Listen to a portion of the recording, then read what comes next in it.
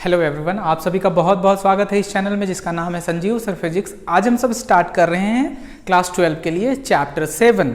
Chapter 7 का नाम है अल्टरनेटिंग करंट। इससे पहले के भी वीडियो को आप देख सकते हैं, जैसे कि चैप्टर 6, चैप्टर 5।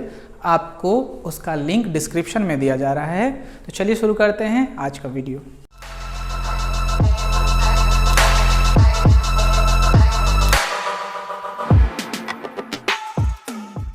इस वीडियो में हम सब बात करने वाले हैं डीसी के बारे में, एसी के बारे में, कुछ फेज डिफरेंस के कॉन्सेप्ट के बारे में और mean value of alternating current, mean और एवरेज वैल्यू। ठीक है, आरएमएस वैल्यू का कैलकुलेशन अगले वीडियो में करेंगे, यहाँ सिर्फ मीन वैल्यू तक का कैलकुलेशन करेंगे। तो सबसे पहले हम लोग समझते हैं ये अल्टरनेटिंग करंट क्या है।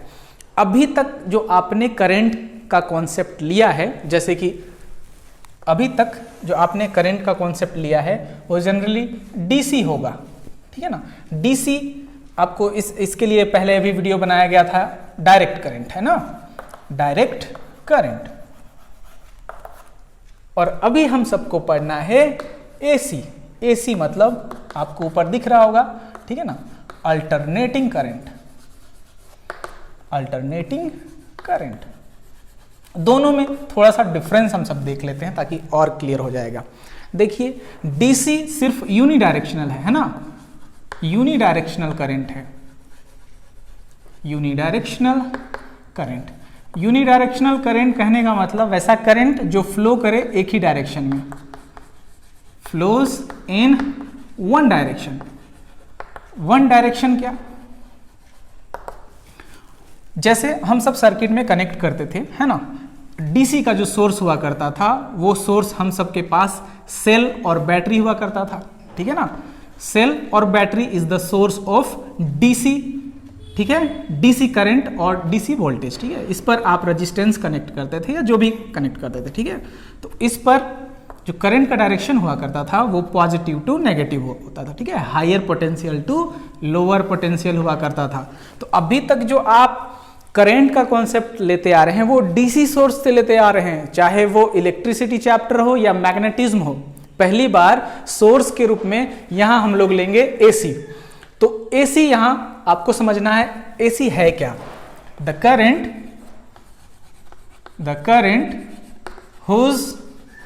whose direction, sorry, magnitude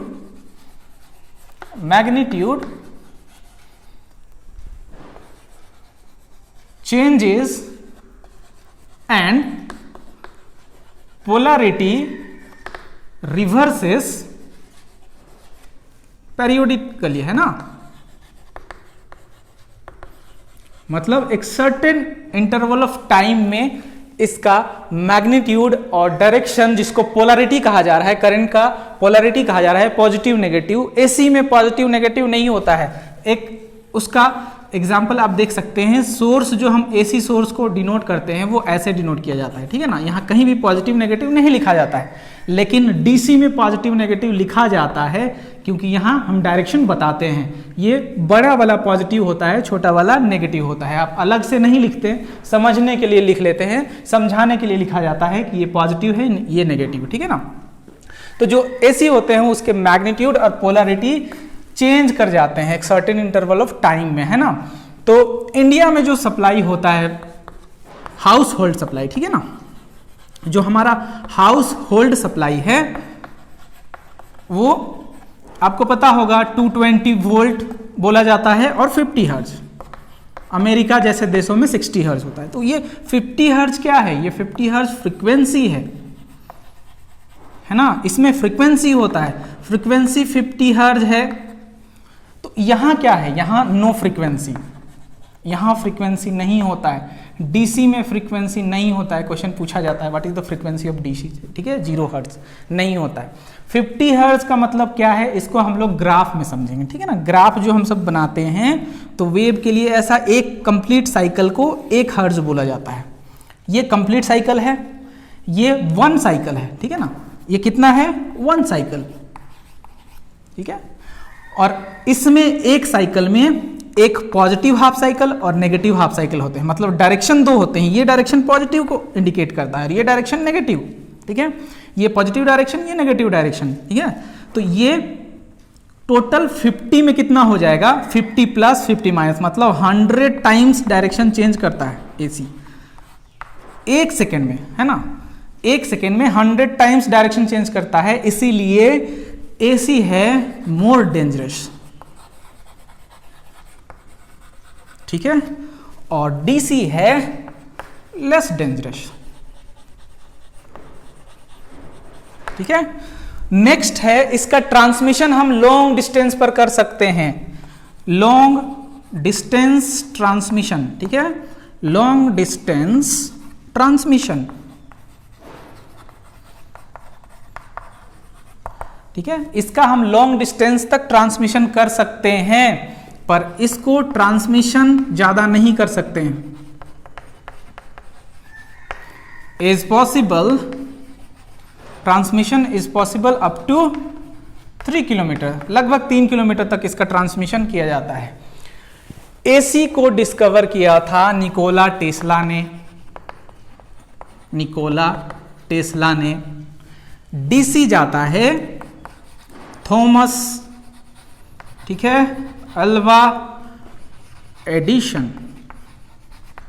ठीक है। डीसी को जाता है, डीसी का जो डिस्कवरी किया गया था वो थॉमस अल्वा एडिशन के द्वारा, और एसी निकोला टेस्ला को जाता है। एसी का बहुत ही एडवांटेज है डीसी के ऊपर, है ना। डीसी काफी कॉस्टली भी है, ठीक है, काफी कॉस्टली है, जबकि एसी इकोनॉमिकल है, ठीक है। पॉइंट इधर उधर लिखे जा रहे हैं, आप उसको एक लाइन में लिखते चलें, है ना। ये कॉस्टली है, ये इकोनॉमिकल है, ठीक है। कॉमर्शियल यूनिट आपको पता होगा, इलेक्ट्रिक एनर्जी का कॉमर्शियल यूनिट कितना होता है, 1 यूनिट, हम लोग क्या पढ़ते थे, 1 किलोवाट आवर, ये कितना होता है 3.6 × 10⁻⁶ जूल। इसी से आपको ये जो मीटर है इसी प्रिंसिपल पर वर्क करता है, ये आपको यूनिट बताता है ना, 1 यूनिट में इतना जूल होता है, उसी के अकॉर्डिंग आपका बिल कैलकुलेट होता है। 1 यूनिट का कुछ प्राइस होता है, कॉमर्शियल में अलग है और हाउस होल्ड के लिए अलग है। तो और भी बहुत सारे डिफरेंस है ना, एसी और डीसी में बहुत सारे डिफरेंस है, हम लोग बहुत सारे डिफरेंस। इसमें क्या है, डीसी में एक एलिमेंट रेजिस्टेंस पॉसिबल है, जो मेन एलिमेंट है वो रेजिस्टेंस है। एसी का main element, sorry DC current में, डीसी सर्किट में, ये कैसा सर्किट हुआ, क्योंकि यहां सोर्स डीसी सोर्स है तो ये सर्किट भी डीसी सर्किट हुआ, ठीक है ना, डीसी सर्किट। तो ये डीसी सर्किट हुआ, तो ये एलिमेंट, मेन एलिमेंट रेजिस्टेंस हुआ करता था, जबकि एसी में ऐसा नहीं है। एसी में रेजिस्टेंस के अलावा आपको बहुत सारे एलिमेंट देखने को मिलेंगे, जिसको हम सब पढ़ने वाले हैं, जैसे कि एलसीआर सर्किट हम लोग पढ़ेंगे। तो इंडक्टर, कैपेसिटर एंड रजिस्टर, ठीक है, इंडक्टर, कैपेसिटर एंड रजिस्टर, इन तीनों को आपस में अगर कनेक्ट कर दिया जाए तो बन जाता है एलसीआर सर्किट। और एलसीआर सर्किट को एसी सोर्स से कनेक्ट करेंगे और स्टडी करेंगे। तो वहाँ एक मेन कंपोनेंट हुआ करता था रेजिस्टेंस, लेकिन यहाँ रेजिस्टेंस के साथ कैपेसिटेंस और इंडक्टेंस भी होगा। ये तो हो गया कुछ डिफरेंस, बहुत सारे एडवांटेजेस हैं एसी के डीसी के ऊपर, है ना। अब यहाँ पिछला चैप्टर में जैसा आपको बताया गया था, पिछला चैप्टर में आपको बहुत अच्छे से क्या समझाया गया था, जनरेटर। तो जनरेटर का जो प्रिंसिपल था वो इलेक्ट्रोमैग्नेटिक इंडक्शन था, है ना। जनरेटर, एसी जनरेटर बताया गया था। कौन सा जनरेटर, एसी, क्योंकि एसी जनरेट कर रहा था और इसका प्रिंसिपल था electromagnetic induction, electromagnetic induction, induction. और एसी, क्योंकि करंट, एसी करंट यहां जनरेट होता है, जनरेटर कौन सा करंट जनरेट करता है, एसी। तो इनिशियली वो ईएमएफ जनरेट करेगा, जिसका एक्सप्रेशन हम सब ने E = Emax sin omega T ऐसा कैलकुलेट किया था, ठीक है। ये मैक्सिमम वैल्यू है, ये इंस्टेंटेनियस वैल्यू है। ये कैसा वैल्यू है, इंस्टेंटेनियस, मतलब किसी भी समय और ये कैसा वैल्यू है, मैक्सिमम वैल्यू, मैक्सिमम ईएमएफ। और ये कैसा वैल्यू, ये क्या है ओमेगा टी, ये है आपका फेज। तो इसी इक्वेशन को अगर हम लिखना चाहें पोटेंशियल के लिए तो क्या लिख सकते हैं, V is equals to V max, ठीक है, sine omega T, instantaneous voltage, maximum voltage, और ये फेज। करंट लिखना चाहें तो I is equals to I max, maximum current, sine omega T, ठीक है। और इन सब को अगर ग्राफिकल रिप्रेजेंटेशन किया जाए तो ये है साइन वेव से दिखाया जा सकता है, क्योंकि यहाँ जनरली साइन आता है इसलिए हम लोग इसको साइन वेव से दिखा सकते हैं। तो साइन वेव से जब इसको हम दिखाते हैं तो आपको पता है ये मैक्सिमम डिस्प्लेसमेंट एम्पलीट्यूड को बताता है, ठीक है। एम्पलीट्यूड होता है, ये डिस्टेंस एम्पलीट्यूड होता है किसी भी वेव में। तो एम्पलीट्यूड क्या होता है, मैक्सिमम डिस्प्लेसमेंट। तो जिस क्वांटिटी को ले रहे हैं उसका मैक्सिमम, तो हम लोग वोल्टेज ले रहे हैं तो वी मैक्स यहाँ बताएगा, ठीक है। मतलब ये यहाँ पर क्या बताएगा, वी मैक्स, ठीक है ना। और यहाँ भी वी मैक्स बताएगा, ठीक है, यहाँ भी वी मैक्स बताएगा, लेकिन ये डायरेक्शन दोनों का अलग है, ये पॉजिटिव डायरेक्शन के लिए है और ये नेगेटिव डायरेक्शन के लिए, तो ये नेगेटिव में, ठीक है ना। हालांकि यहाँ जो आपको लिया जाता है वो सिर्फ मैग्नीट्यूड लिया जाता है, ये आपको मैग्नीट्यूड लिया जाता है, ठीक है। ओमेगा टी को कहाँ दिखाएंगे, ओमेगा टी आप दिखाएंगे इस डायरेक्शन में, फेज है वो। अभी आ रहे हैं फेज और फेज डिफरेंस क्या है, ठीक है। तो ये हो गया। आप इसमें करंट को भी बना सकते हैं या करंट के लिए अलग से बना सकते हैं, जैसे करंट के लिए बनाना चाहें तो उसमें भी बना सकते हैं, क्योंकि दोनों में कोई फेज नहीं है तो एक साथ भी बनाया जा सकता है। आप करंट के लिए इसको बनाते तो करंट के लिए ये हो जाता आपका, ये पॉजिटिव डायरेक्शन और ये नेगेटिव, तो ये हो जाता आई मैक्स। जिस भी क्वांटिटी ले रहे हैं उसका ये मैक्सिमम पॉइंट होता है, वो एम्पलीट्यूड होता है, ठीक है। और ये भी हो जाता माइनस आई मैक्स, ठीक है। ये नेगेटिव वैल्यू, ठीक है, इस एंगल में, इस डायरेक्शन में नेगेटिव लिया जाता है, इधर पॉजिटिव लिया जाता है, ठीक है। तो ये करंट के लिए हो गया, ये वोल्टेज के लिए होगा। आखिर ये ऐसा क्यों हुआ, क्योंकि साइन में आपको देखा जाएगा ये साइन वेव है ना। साइन वेव का महत्व क्या है, ऐसे आप समझें इसको, एक साइन के लिए एक छोटा सा ग्राफ बनाया जा रहा है, ठीक है।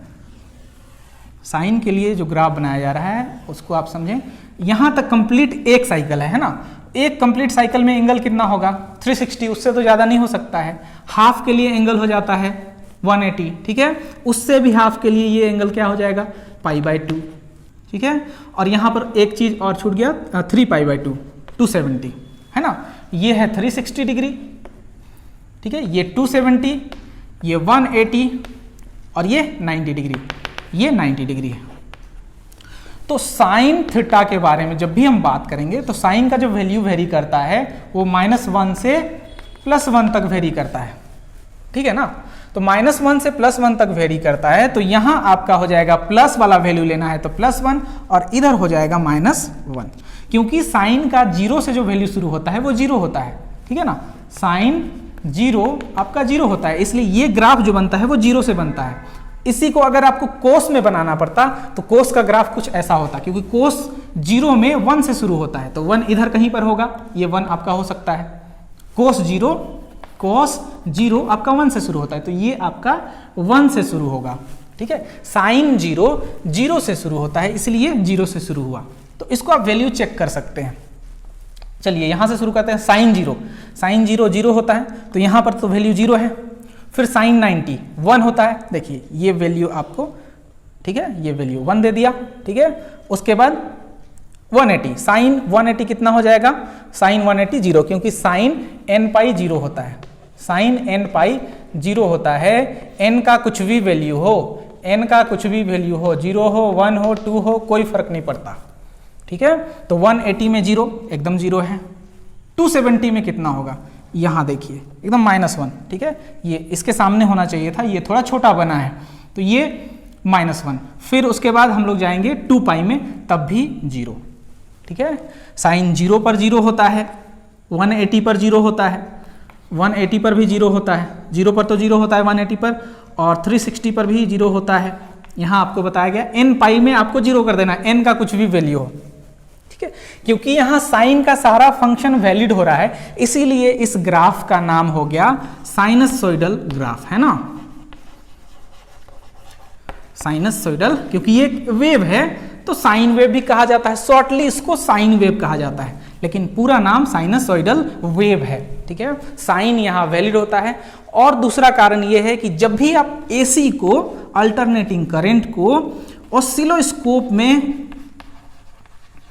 इंटर कराएंगे तो जो आपका वेव बनेगा वो साइन वेव बनेगा, यही वेव बनेगा। ठीक है, साइनसोइडल वेव या साइन वेव, उसका आपको पिक्चर ऐसा दिखाई देगा। आप उसको सीनियर क्लासेस में पढ़ सकते हैं। सीनियर क्लासेस में ऑसिलोस्कोप का एक्सपेरिमेंट करना है ना। इसका एक्सपेरिमेंट एसी का एक्सपेरिमेंट है। जब भी आप एसी को ऑसिलोस्कोप में इंटर कराएंगे तो उसका वेव आपको ऐसा ही मिलेगा देखने को। ठीक है, तो आप उसको क्लियर हो जाएगा। यहां तक आई थिंक क्लियर हो गया होगा। हम लोग और आगे बढ़ते हैं। ये तो हो गया साइन वेव के बारे में डिटेल। ठीक है, तो पिछला चैप्टर से ये रिलेट हो चुका है।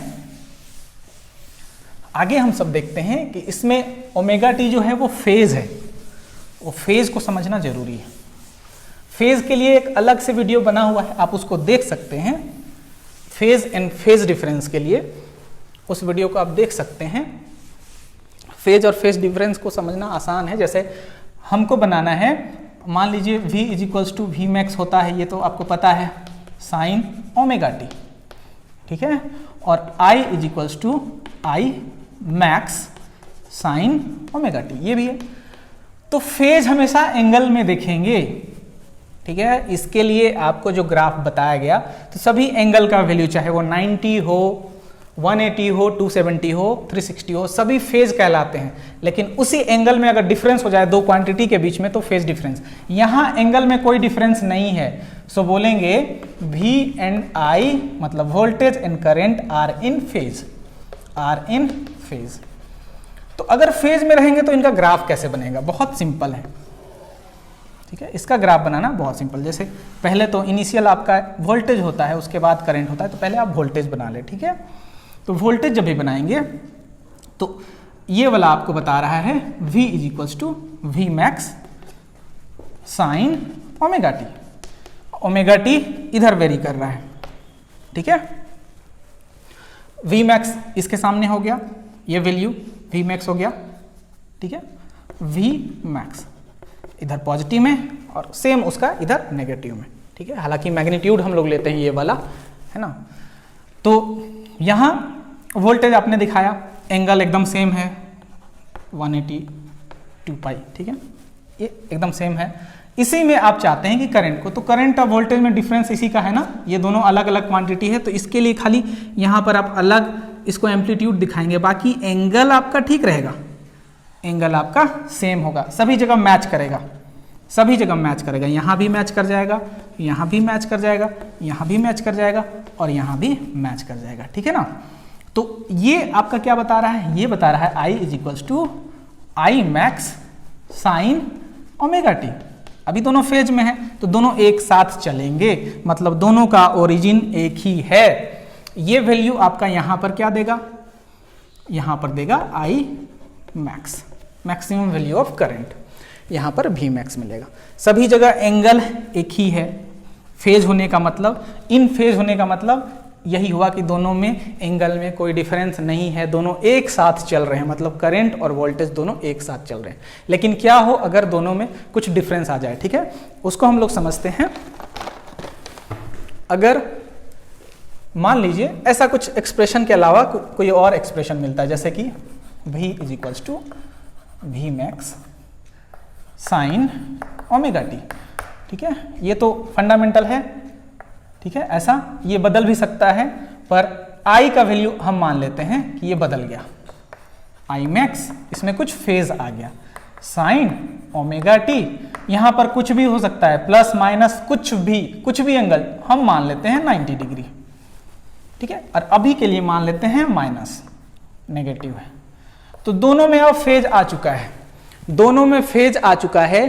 करंट 90 डिग्री कम है वोल्टेज से, या वोल्टेज 90 डिग्री अधिक है करंट से, है ना। सो इसके लिए आप क्या लिखते? इसके लिए जब आपको लिखना होता तो लिखते voltage leads currents by 90 degree. ठीक है ना, वोल्टेज करंट को लीड कर रहा है 90 डिग्री से, या फिर करंट लैगिंग बिहाइंड, ठीक है, lagging behind to voltage by 90 degree, ऐसे भी बोल सकते थे, पर आप ये लेके चलें, एक लेके चलना है, ठीक है। ऑब्वियसली एक क्वांटिटी बढ़ता है तो दूसरा घट ही जाता है। अब इसको कैसे समझना है, यहां इस ग्राफ से आप इसको समझेंगे। सबसे पहले तो जो आपका फंडामेंटल है उसको बना ले, ये बन गया, ठीक है, ये 0 है, आपको पता है। ये वैल्यू अगर आप इसको वोल्टेज कंसिडर कर रहे हैं तो V is equals to V max, ठीक है, ये ग्राफ है ना, V max sine omega t, ये बताएगा आपको, ठीक है। और ये वैल्यू आपको क्या बताएगा, ये वैल्यू वी मैक्स बताएगा, ये भी वैल्यू वी मैक्स बताएगा। और एंगल आपको पता है, एंगल ये क्या है 2 पाई, ये हो गया पाई और ये हो गया पाई बाय 2, ठीक है ना। तो वोल्टेज का तो सेटअप हो गया, लेकिन करंट को सेट करना है। अच्छा, करंट को सेट करना है तो उसमें आपको ध्यान रखना है, कैलकुलेशन जो करना है वो आपको ओरिजिन से करना है। तो कोई भी कैलकुलेशन अगर ओरिजिन से है और कोई क्वांटिटी आगे बढ़ गया है, यहां चल गया है, तो उसको घटाना पड़ता है, ठीक है। यही घटाया गया है 90 डिग्री करंट में, मतलब करंट को हम यहां से शुरू करेंगे, ठीक है। ये आपका 3 पाई बाय 2 है, करंट यहां से शुरू करेंगे, ठीक है। और ये वैल्यू आपको क्या बताएगा, I is equals to I max sine omega T, और इसके सामने यहां ये वाला वैल्यू जो है वो आपको क्या बताएगा, I मैक्स बताएगा, ठीक है। तो यहां आपको दिख रहा होगा कि करंट जो है वोल्टेज से आगे बढ़ गया, नहीं 0 से कैलकुलेट करें तो वोल्टेज आगे है करंट से कितना 90 डिग्री, लेकिन माइनस क्यों आया, क्योंकि यहां ये करंट जो है उसका कैलकुलेशन यहां से है, तो ये इतना जो वैल्यू है उसको तो घटाना पड़ेगा, क्योंकि ये जो आगे बढ़ गया है फिगर में तो उसको घटाना होगा। यही अगर प्लस होता तो 90 डिग्री इधर करते हैं हम लोग, है ना। यही अगर प्लस होता तो उसको कैसे बनाते हैं, कोई क्वांटिटी अगर आगे बढ़ जाए, है ना, फिगर में आगे बढ़ते हुए दिखाई दे रहा है, लेकिन यहां बढ़ कौन रहा है, आगे वोल्टेज है, यहां पहले वोल्टेज आया है, पहले वोल्टेज है, करंट 90 डिग्री कम है, करंट 90 डिग्री कम है, बाद से शुरू हुआ, ठीक है। अगर प्लस होता, उस एक्सप्रेशन में प्लस होता, मतलब अभी इसका काम नहीं है, ठीक है, ये एक्सप्रेशन सेम है, पर यहां पर I is equals to I max sine omega t plus pi by 2 है। तब क्या करेंगे, तो वोल्टेज के लिए तो सेम वही होगा, वोल्टेज के लिए एकदम सेम आएगा, ये आपको 2 पाई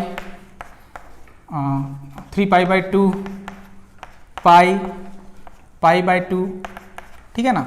अब क्योंकि यहां प्लस में है, करंट अभी क्या है, करंट आगे बढ़ चुका है, यहां प्लस में है ना, करंट आगे बढ़ चुका है, तो आगे बढ़ने के लिए आप इसको इधर से बनाएंगे, इधर कहीं 90 डिग्री होगा और यहां से ये ऐसे मैच करेगा, ठीक है, ऐसे चलेगा।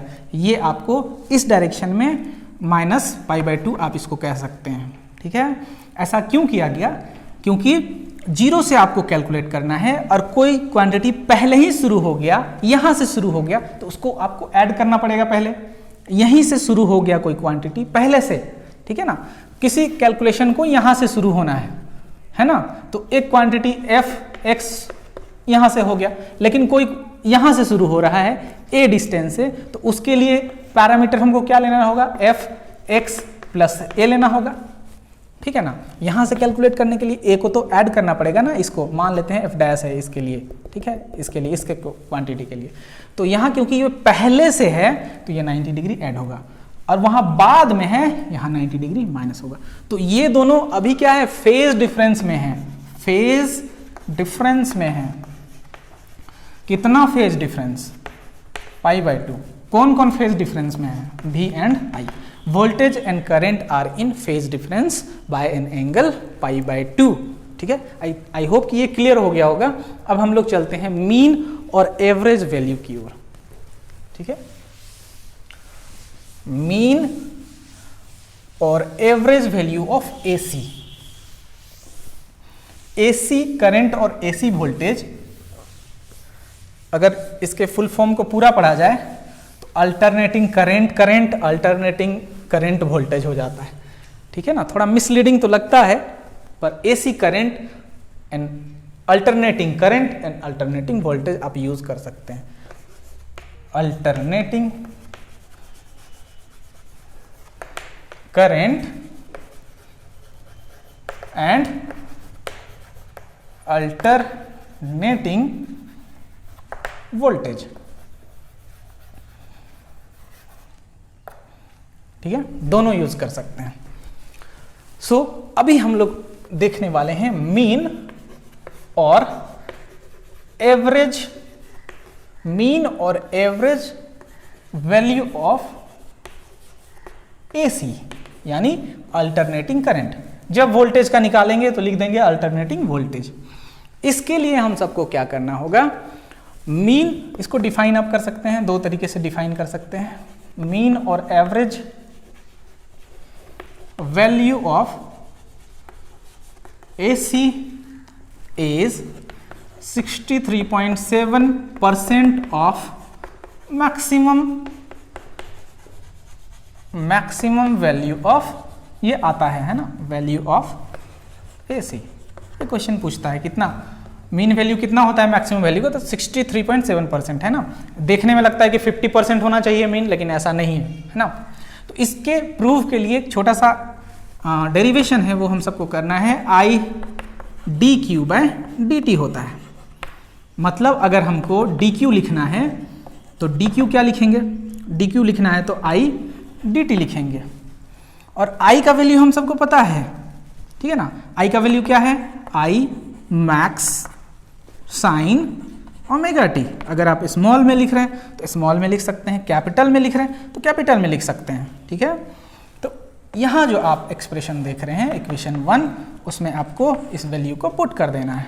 सो D Q is equals to क्या हो जाएगा, I max maximum current sine omega T और ये डी टी। अब यहाँ आपको एक बात याद रखना है कि मीन और average value of AC half cycle में आप कैलकुलेट करते हैं, फुल साइकिल में इसका वैल्यू 0 होता है ना। सो मीन और average value of AC over half cycle, over half cycle, ठीक है ना। तो यहां हम यहीं से डिपेंड करता है कि हम हाफ साइकिल के लिए निकालेंगे या फुल साइकिल के लिए निकालेंगे। अगर हम फुल साइकिल के लिए निकालते हैं तो इसका वैल्यू 0 निकलेगा, ठीक है ना। तो पहले हम लोग हाफ साइकिल के लिए निकाल लेते हैं, आप फुल साइकिल में निकाल कर देख सकते हैं। निकालना कैसे है वो आपको समझ में आ जाएगा।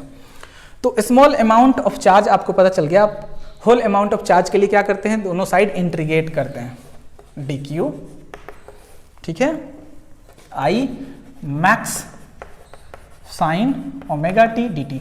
लेकिन क्योंकि आपने ओवर हाफ साइकिल कहा है, मतलब टाइम पीरियड कितना होगा, 0 से t/2, 0 से t/2। हाफ साइकिल में टाइम पीरियड हाफ हो जाता है। क्यों, क्योंकि फुल साइकिल में टाइम पीरियड यहां तक के लिए टाइम पीरियड t है, तो हाफ साइकिल के लिए क्या हो जाएगा, t/2, ठीक है। ये हो गया 0, तो ये इधर तो कोई टाइम का फंक्शन नहीं है, ये हो गया q, ठीक है। अब ये कांस्टेंट होता है, तो आई मैक्स तो हो गया बाहर, साइन ओमेगा टी का होता है माइनस कोस ओमेगा टी, ठीक है, और एक ओमेगा वो आ जाएगा यहाँ, ठीक है। और ये हो गया आपका 0 to t/2। इसको आप क्या लिख सकते थे, आई मैक्स, आप नेगेटिव बाहर कर लें, ओमेगा भी बाहर हो जाएगा। ओमेगा क्या होगा वो आपको अभी बताया जाएगा, ठीक है। ये आपका हो जाएगा कोस omega T 0 to t/2। Value आप रख दें, minus I max omega, omega के जगह में आप लिख सकते हैं 2π/t, कोस ओमेगा टी के जगह में एक बार t/2 और एक बार 0, तो कोस 0 आपका हो जाता है 1। एक बार लिख देना चाहिए कोस 0, ठीक है। आप ये सारे टर्म कैपिटल में भी यूज कर सकते हैं, ठीक है। So minus I max by omega, और ये हो गया आपको कॉस ओमेगा होता है 2 पाई बाय टी और यहाँ है t बाय 2 माइनस ये क्या हो जाएगा कोस 0 होता है 1, t हो गया कैंसल, 2 हो गया कैंसल, कोस पाई माइनस 1, ठीक है, cos pi minus 1 minus I max omega minus 1 और माइनस 1 माइनस 2, ठीक है, माइनस 2।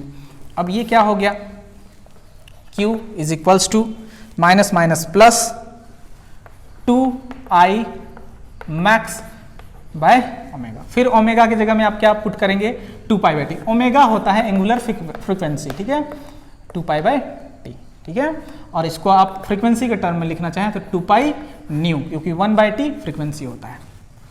2 आई मैक्स ओमेगा की जगह में 2 पाई बाय टी मतलब टी और ये 2 पाई, ये हो गया cancel, I max T by pi, ठीक है, ये वैल्यू हो गया। और एक जनरल इक्वेशन हम चार्ज के लिए क्या लिख सकते थे, चार्ज क्या होता है, सबसे पहले करंट क्या होता है, करंट होता है चार्ज अपॉन टाइम, ठीक है ना। तो करंट का कौन सा वैल्यू हम लोग कैलकुलेट कर रहे हैं, करंट का यहाँ हम लोग कैलकुलेट कर रहे हैं मीन वैल्यू, ठीक है ना, मीन वैल्यू, ठीक है, mean. So I mean is equals to charge, और टाइम कितना ले रहे हैं, टाइम हम लोग ले रहे हैं हाफ साइकिल के लिए। सो इसको आप क्या लिख सकते थे 2Q बाय टी, या फिर इसको ऐसे लिखें Q इज इक्वल्स टू क्या लिख सकते थे, यहाँ हो जाता T by 2 I max, sorry mean, mean, ठीक है, ठीक है, क्लियर है। I is equals to Q by t, I mean calculate कर रहे हैं तो Q T की जगह में कितना के लिए कर रहे हैं हाफ साइकिल के लिए, ठीक है, T बाय 2, तो ये Q क्या हो गया मल्टीप्लाई करके T by 2 into I mean. अब ये इक्वेशन और ये इक्वेशन एक ही है, दोनों चार्ज हैं तो दोनों को इक्वेट कर देना है। तो इक्वेट करने से क्या आएगा, ये इक्वेशन को आप पहले लिख सकते हैं T by 2 into I mean, mean value, और उधर क्या है आई मैक्स वैल्यू, T और ये पाई, ठीक है, T कैंसिल हो गया। So I mean value, mean value of current क्या हो गया 2 I max value by pi. इसको अगर आप सॉल्व करेंगे, मतलब 2 बाय पाई को सॉल्व करेंगे तो ये आपको मिलेगा 0.637 ऑफ आई मैक्स। इसी को परसेंटेज में बदलेंगे तो क्या हो जाएगा, परसेंटेज में 63.7% ऑफ आई मैक्स। मतलब मीन वैल्यू और average value of AC over half cycle, ठीक है, मीन वैल्यू और average value of AC over half cycle is 63.7% of maximum value, 63.7% of maximum value आ गया, ठीक है, यहां तक आपको क्लियर हो गया होगा।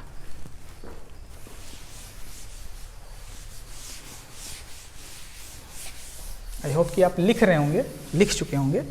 अब इसको अगर कैलकुलेट करना होता फुल साइकिल के लिए, ये पॉजिटिव हाफ साइकिल के लिए है, ठीक है ना, पॉजिटिव हाफ साइकिल के लिए, ठीक है, कितना आया पॉजिटिव हाफ साइकिल के लिए, आई मीन आ गया है 0.637 ऑफ आई मैक्स, ये आया है। फिर अगर आपको नेगेटिव हाफ साइकिल के लिए लिखना होता तब आप क्या लिखते हैं, नेगेटिव हाफ साइकिल, ये आप लिखते हैं आई mean value of current minus 0.637 of I max. और फिर कंप्लीट साइकिल के लिए लिखते हैं ना, तो आप क्या लिखते हैं, मीन और एवरेज वैल्यू ऑफ, मीन और average value of AC over complete cycle, complete cycle में क्या लिखते, तो दोनों को ऐड कर देते, ये हाफ साइकिल है ना, तो आपका आंसर आ जाता 0, है ना, 0.637 I max minus 0.637 I max, तो ये आपका हो जाता 0। इसीलिए आपको शुरू में बताया गया कि मीन और एवरेज वैल्यू कंप्लीट साइकिल में 0 होते हैं। एसी के मीन और average value over complete cycle कितना होता है? 0 होता है। इसको आप शुरू में भी कैलकुलेट कर सकते थे। यहां पर आप अगर 0 to t से इंटीग्रेट कर देते डायरेक्ट, है ना, यहां 0 to t से इंटीग्रेट कर देते, 0 से t से इंटीग्रेट कर देते, और वहां जो इक्वेट किए, है ना, इक्वेट जो किए वहां पर टाइम पीरियड t ले लेते, तो आपका ये 0 आ जाता। और अलग तरीके से और नेगेटिव हाफ साइकिल करना चाहते हैं तो आप कैसे करते? ये वैल्यू मतलब अगर आपको लाना था ये वैल्यू, तो आपको इंटीग्रेट करना पड़ता। कैसे इंटीग्रेट करना पड़ता उसको भी समझना है, वो भी आ जाएगा। और एक वैल्यू आ गया तो दोनों सिमिलर कर सकते हैं। यहां हम लोग इसको इंटीग्रेट करते हैं dq, ठीक है, आई मैक्स साइन ओमेगा टी, ठीक है। अब इंटीग्रेशन में आपको पता है कि 0 to t है, उसको बदल के लिखना है, तो क्या लिखेंगे? 0 to t/2 half cycle plus t/2 to t, ठीक है। 0 to t फिर से आ गया 0 to t, दो पार्ट में करना है, ये हाफ साइकिल, ठीक है, ये हाफ साइकिल और ये हाफ साइकिल, ये पॉजिटिव हाफ साइकिल, ये नेगेटिव हाफ साइकिल। तो ये कैलकुलेशन तो आप कर चुके हैं, जिससे आपको क्या मिला? ये मिल गया। अब आपको करना है ये कैलकुलेशन, जिससे आपको क्या मिल जाए? ये मिल जाए, ठीक है। तो यहां इंटीग्रेट जो आप करते हैं वो t/2 से t तक करते हैं, t/2 से t तक करते हैं, तो इससे भी आपको वैल्यू मिल जाता।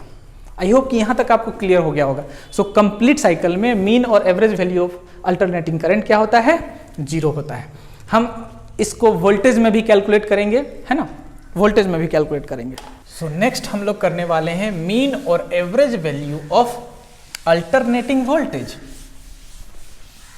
मीन और average value of alternating voltage, उसका भी डेरिवेशन बहुत आसान है, ये भी हो जाएगा। यहां पर mean average value of alternating voltage, ठीक है, alternating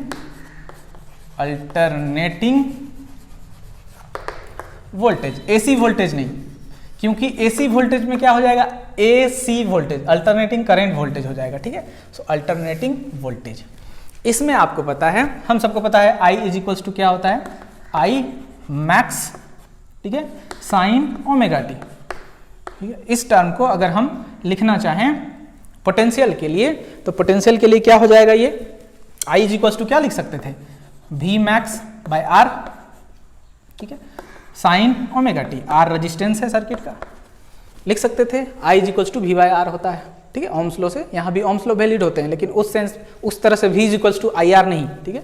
V is equals to यहाँ क्या हो जाएगा? V max, I is equals to I max होगा, इसके आधार पर होगा, ठीक है। तो ये हो गया, और I इज इक्वल्स टू हम सब लिख सकते थे dq/dt। तो V ये equal V maximum R sign omega T, और फिर से dq क्या लिखते? ठीक है, V max by R sign omega T, और फिर से क्या? ये dt इधर चला जाता। फिर से आप इसको इंटीग्रेट कर देते, वही प्रोसेस 0 to हाफ साइकिल के लिए कर रहे हैं, 0 to t/2, ये हाफ साइकिल के लिए है, ठीक है ना, ओवर हाफ साइकिल।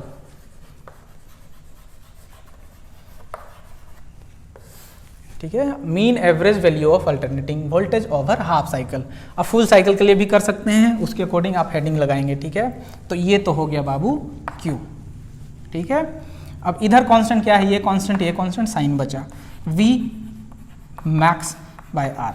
साइन का क्या होता है? माइनस कोस ओमेगा टी, और ये एक ओमेगा है, ओमेगा आपको बताया गया है एंगुलर फ्रिक्वेंसी है 2π/t, 2π new.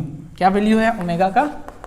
2π/t time period के सेंस में, और 2π न्यू फ्रीक्वेंसी के सेंस में। और यहाँ क्या है? 0 to t/2। अब फिर से इसको आप कॉमन ले सकते हैं, negative V max by R, omega को भी कॉमन ले लें, कैलकुलेशन आसान होगा। यहाँ क्या हो जाएगा? कोस ओमेगा के जगह में 2π/t, और t के जगह में t/2 माइनस एक बार 0, तो कोस 0 आपका 1 होता है, कोस 0 एक बार लिख देना चाहिए, ठीक है। So Q is equals to क्या मिल गया, Q is equals to minus V max upon R omega, R resistance, omega angular frequency, और ये T cancel, cos pi -1 minus और कोस 0 1, फिर से ये हो गया माइनस माइनस हो गया plus 2V max by R omega, ठीक है। ओमेगा के जगह में फिर से आप इसको सॉल्व कर सकते थे, 2π/t कर सकते थे, अगर 2π/t कर देते तो t ऊपर 2π नीचे, 2 cancel, Q is equals to V max T upon R pi या पाई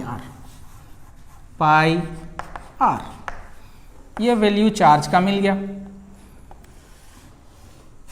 अब ये तो हो गया, इसके लिए एक जनरल इक्वेशन लिखना है, तो जनरल इक्वेशन अगर हम चार्ज लिखते तो चार्ज में क्या लिखते, current times current into time, है ना, करंट इनटू टाइम, और करंट को क्या लिख सकते थे, वोल्टेज बाय रेजिस्टेंस लिख सकते थे, लेकिन कौन सा वोल्टेज, यहाँ हम लोग कैलकुलेट कर रहे हैं मीन, ठीक है। टाइम कितना है, हाफ साइकिल t/2, ठीक है। तो ये एक तरह से आपको दूसरा इक्वेशन हो गया, दोनों चार्ज को आप इक्वेट कर लें, दोनों चार्ज को इक्वेट कर लें तो क्या हो जाएगा, ये इक्वल्स टू ये, ठीक है ना। सो V mean by R, time कितना है t/2 इज इक्वल्स टू क्या हो जाएगा, V मैक्स एकदम एग्जैक्टली एक्सप्रेशन आएगा t/πR, ठीक है। सो ये t कैंसिल हो गया, R कैंसिल हो गया, so V mean is equals to क्या हो जाएगा, V मैक्स बाय पाई, और साथ में ये 2, ठीक है, 2V मैक्स, फिर से 2/π को सॉल्व करेंगे तो आपको वही मिलेगा, V मीन 0.637, 2/π को सॉल्व करने पर V मैक्स फिर से मिला, ये पॉजिटिव हाफ साइकिल के लिए है ना। सो मीन और average value of alternating voltage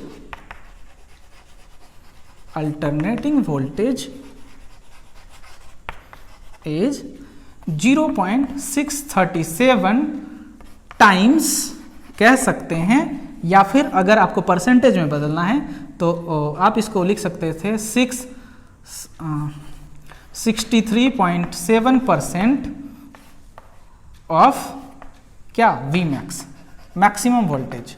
V max क्या है, मैक्सिमम वोल्टेज, है ना, V मैक्स है maximum voltage.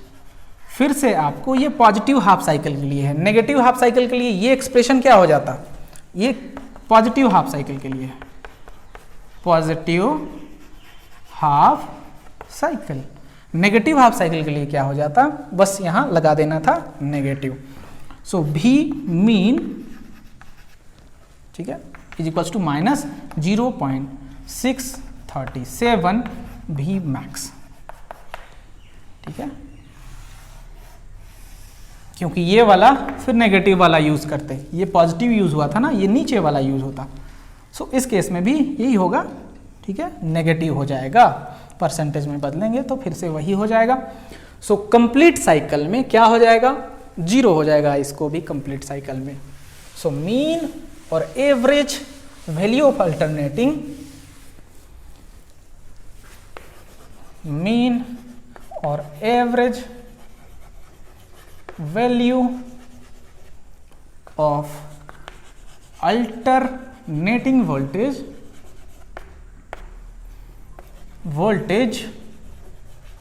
Over full complete cycle, over complete cycle और full cycle, complete cycle is 0, ठीक है।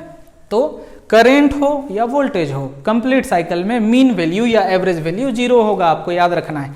जितना पॉजिटिव हाफ साइकिल में आएगा उतना ही नेगेटिव हाफ साइकिल में आएगा, लेकिन बस डिफरेंस क्या होगा, यहाँ पर ये नेगेटिव साइन यूज होगा।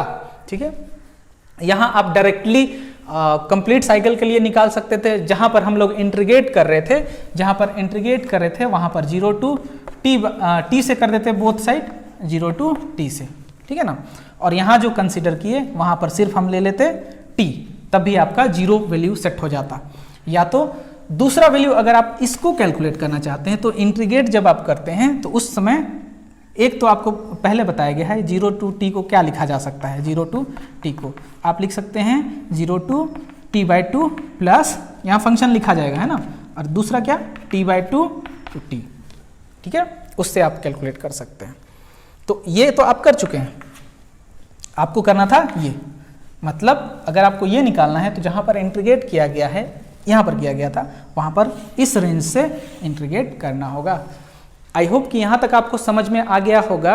अगर आपको कोई भी कन्फ्यूजन है तो आप कमेंट कर सकते हैं, आप इस वीडियो को लाइक कर सकते हैं, अपने दोस्तों के साथ शेयर कर सकते हैं।